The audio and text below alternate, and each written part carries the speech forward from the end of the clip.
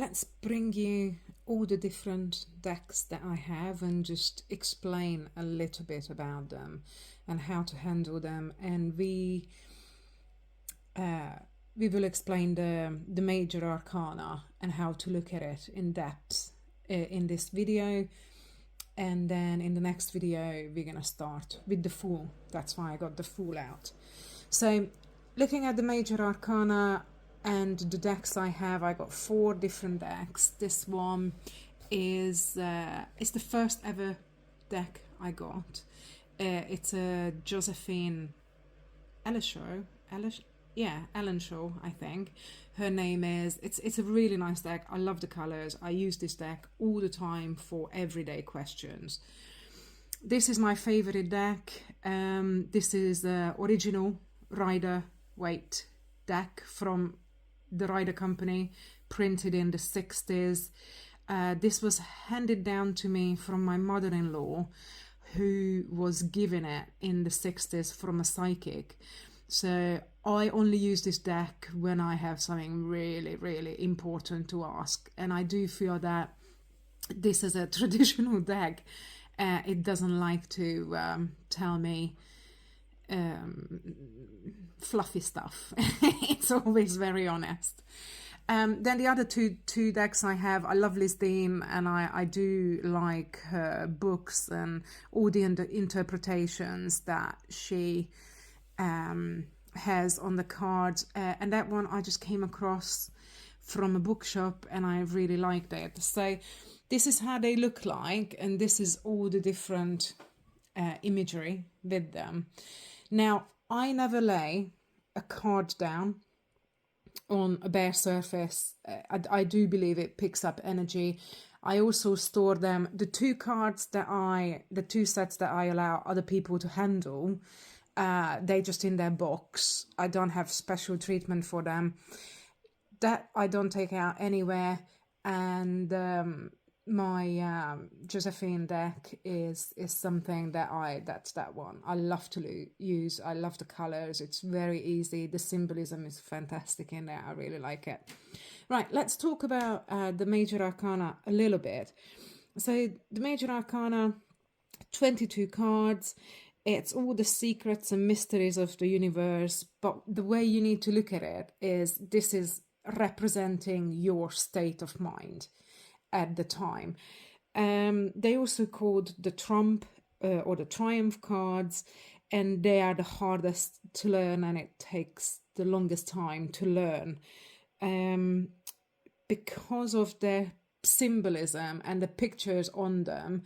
They normally have messages hidden in them from the spirit guides or karma or fate or whatever you wish to call it. So when major arcana comes up in your reading, or it is mostly major arcana, so these would be the picture cards, not the numbered ones that much, and those that have names like the Fool, the Empress, the Emperor, so not the suit cards. It means that normally the outcome is out of your hands. So fate has the upper hand.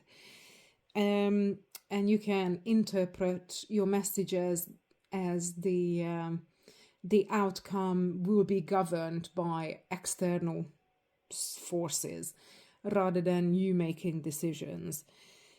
Also, the difference between the major arcana and the minor arcana is that the major arcana will give you answers on massive decisions, life directions, life paths, whereas the minor arcana are mainly about everyday conflicts at work, in relationship, in the very near future, whereas major arcana literally the big life-changing decisions. Color, obviously the colors of every deck has a meaning. It's not just there for aesthetic reasons. Some of the symbolism are more universal than others. So, for example, in the Fool, you can see that 2 of them are on a cliff edge. One is hanging in the air. Oh yeah, that one is on a cliff edge as well, but it's quite difficult to see. it basically tries to tell you that the general symbolism is the fool is taking a leap of faith, leaping into the abyss from that cliff edge. In this one, the fool is holding all the different star signs and juggling them, and I'm guessing he's in space, but mainly the interpretation would be similar. As you can see, 3 of the 4 decks have the old-fashioned spike or stick with your luggage on the back, which, you know, if the hero in the 15th century went on a journey or took a leap of faith, they would just pack up their food, put it on the end of the stick, and they would be carrying all their belongings like that. Again, that's just a universal sign of traveling and taking a risk, moving on, going, just starting a brand new journey. Also,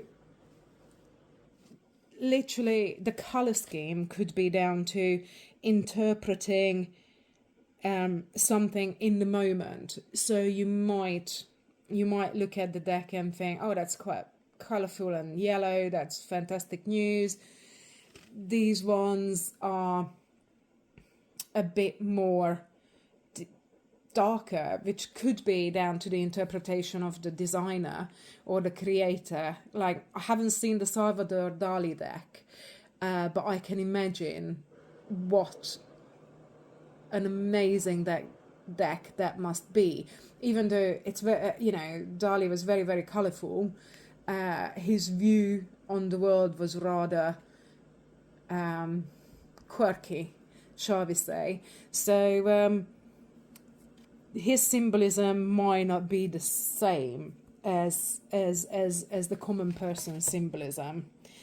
So yeah, I prefer these kind of traditional decks, but you have lovely ton of modern ones that are out there that you can get hold of.